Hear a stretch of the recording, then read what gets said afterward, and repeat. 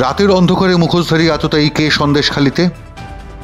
কে বা কারা রাতের অন্ধকারে ঘর থেকে তুলে নিয়ে যেতে চেয়েছিল প্রতিবাদী গৃহবধূকে? কি হয়েছিল বুধের রাতে সন্দেশখালিতে? আমি বাইরে বেরিয়েছিলাম, বাইরে বেরোনোর পর কেউ এসে মুখটা চেপে ধরে। তারপর আমি কিছুই কাউকে চিনতে পারিনি। না চিনতে পারার পর আমাকে টানতে টানতে নিয়ে গেছে। আমি পুকুরের খোলে পড়ে গেছি। ওখান থেকে আবার টেনে নিয়ে আমাদের মাঠের অফ সাইডে ঘেরির আমাদের ওইখানে যখন আমার মেয়ে মা মা করে ডাকছে তখন মুখটা বেঁধে দিয়ে ওইখানে কুকুর চেঁচামেচি করছে, তখন আমাকে ওইখানে ফেলে দিয়েছে। তখন আমি ভয়ের ত্রাসে ওইখানে পড়ে গেছি। তারপরে উঠে আমি যখন ডাকছি তখন সবাই খোঁজাখুঁজি করছে। তারপরে আমি আস্তে আস্তে হাঁটতে হাঁটতে সাইডের দিকে এসেছি। আসার পর তখন বাড়ির লোক এসে আমি কান্নাকাটি করছি। তখন সবাই বাড়ির চারিদিকে শব্দ হচ্ছে শুনে সবাই বেরিয়েছে। বেরোনোর পরে স্বাভাবিক কারণেই প্রশ্ন উঠেছে, এরা কারা? গ্রামে ঢোকার মুখের রাস্তায় গত 3 দিন ধরে চলছিল সন্দেশখালীর মহিলাদের গ্রাম পাহারা। চিৎকার শুনে ছুটে আসেন তারা, উদ্ধার করেন আক্রান্ত মহিলাকে। বলছে যে সন্দেশখালী যাবতীয় ঘটনা যা হয়েছে এসব মিথ্যে, তোমাকে কোর্টে গিয়ে বলতে হবে, এবং যদি এইটা দিলীপ মল্লিকের হাতে এনাকে তুলে দেওয়া যায় তাহলে সন্দেশখালীর সব ঘটনা সমস্যার সমাধান হয়ে যাবে। দিলীপ মল্লিকের হাতে সব তুলে দিলে সন্দেশখালীর সব সমস্যার সমাধান হয়ে যাবে। সেই দিলীপ মল্লিক একসময় শেখ শাহজাহান শিবু হাজরাদের দাপটে যে তৃণমূল কংগ্রেস নেতাকে এলাকা ছাড়া হতে হয়েছিল, সেই দিলীপ মল্লিক সন্দেশখালীর 2 নম্বর পঞ্চায়েত সমিতির কর্মাধ্যক্ষ। গত 31শে মার্চ এই দিলীপ মল্লিক এলাকায় ফিরতে পেরেছিলেন বসিরহাটের তৃণমূল কংগ্রেস প্রার্থী হাজি নুরুলের হাত ধরে। সেই দিলীপ মল্লিক যাকে নাকি কদিন আগেই টাকা দিয়ে মিথ্যে ভিডিও করবার অপরাধে ঘর থেকে বার করে বেধড়ক মারধর করেছিলেন সন্দেশখালীর মা বোনেরা। তৃণমূল কংগ্রেসের বিধায়ক সুকুমার মাহাতো পাশে দাঁড়িয়ে থেকেও দলের পঞ্চায়েত কর্মাধ্যক্ষকে বাঁচানোর ন্যূনতম চেষ্টাও করেননি।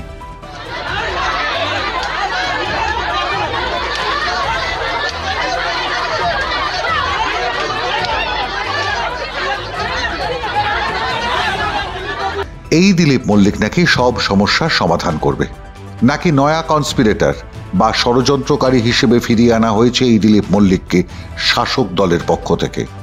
প্রশ্নটা উঠছে কারণ সন্দেশখালীতে ফিরে আসার 1 মাসের মধ্যেই তিনি স্টিং ভিডিও করে আস্থা কুড়িয়েছেন শাসক দলের।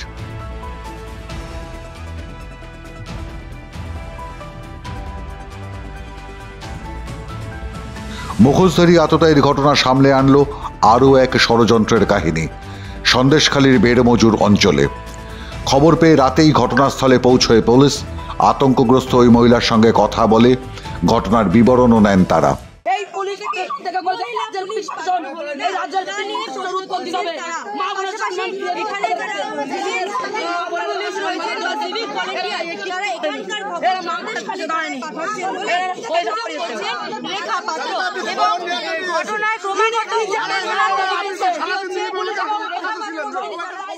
অভিযোগ, এই ভিলেজ পুলিশের একাংশকে ছেড়ে রাখা হয়েছে গ্রামে।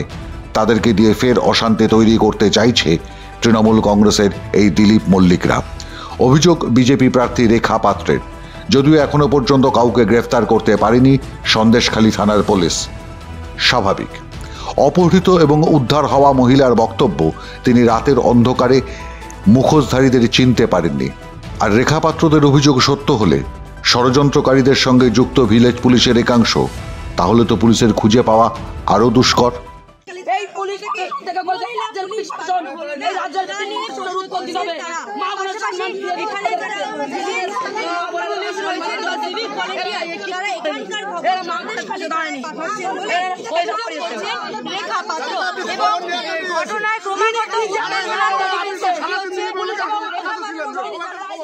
কিন্তু প্রশ্ন হলো, এই মহিলাকেই বা কেন রাতের অন্ধকারে তুলে নিয়ে যেতে চেয়েছিল আততায়ীরা?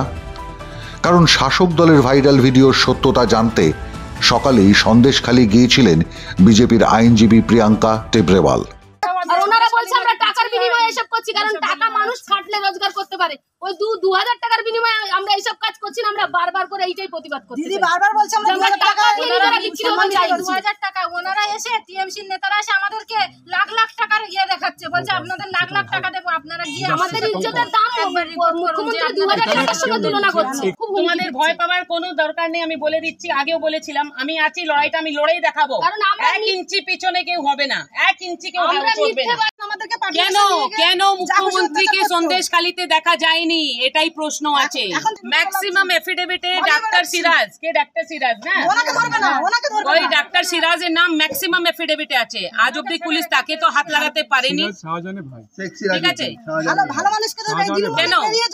আসলে সকালে যেসব মহিলারা সাহস করে মুখ খুলেছিলেন বিজেপি নেত্রী এবং আইনজীবী প্রিয়াঙ্কা টেবরেওয়ালার কাছে, তাদেরই একজন এই আক্রান্ত মহিলা। সে কারণেই তাকে রাতের অন্ধকারে বাড়ি থেকে তুলে নিয়ে যাওয়ার চেষ্টা করা হয়। চিৎকার শুনে পালায় আততায়ীরা। গ্রামবাসীরা উদ্ধার করেন ওই মহিলাকে। একটা মায়ের সম্মান হানি হয়, এত করে বলছি, এত করে আমরা এত আন্দোলন করেও ওনারা আমাদের কোনো প্রোটেকশন দেয়নি, আমাদের সহযোগিতা করেনি। আজকের সেটাই আজকের মা বোনেদের যেটা আমরা এতদিন লুকিয়ে এসেছিলাম সম্মানের ভয়ে, আজকে সেই সম্মানে গেছে।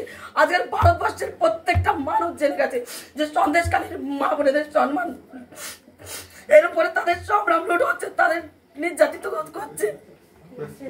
আসলে এই মহিলাদের কান্না, নিজেদের সম্ভ্রম, মান মর্যাদা রক্ষায় রাস্তায় নেমে প্রতিরোধ, এটাই দুশ্চিন্তা এবং আশঙ্কার মেঘে ঢেকে রেখেছে শাসক তৃণমূল কংগ্রেস এবং তার পুলিশ প্রশাসনকে।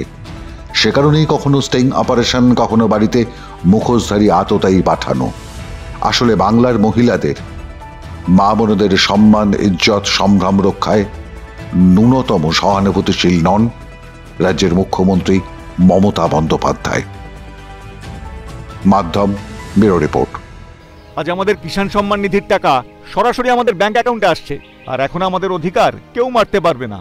না হলে আগে ফসল ও বীজ ন্যূনতম দাম দিয়ে নিয়ে যেত, কিন্তু এখন বীজ থেকে বাজার পর্যন্ত আমাদের সঙ্গে দাঁড়িয়ে আছেন মোদিজি। ফসল বীমা, Kisan credit card, soil health card, ফসলের উপর সব থেকে বেশি এমএসপি, প্রত্যেক ক্ষেতে জল, ন্যানো ইউরিয়া এবং এখন কৃষিকাজে ড্রোনেরও ব্যবহার করা হচ্ছে। কিন্তু মোদিজি বলেন এটা শুধু ট্রেলার মাত্র। কৃষি কল্যাণের গ্যারান্টি মোদিজির, আর মোদিজিকে জেতানো আমাদের গ্যারান্টি। পদ্মফুল চিহ্নে ভোট দিন, বিজেপিকে জয়ী করুন।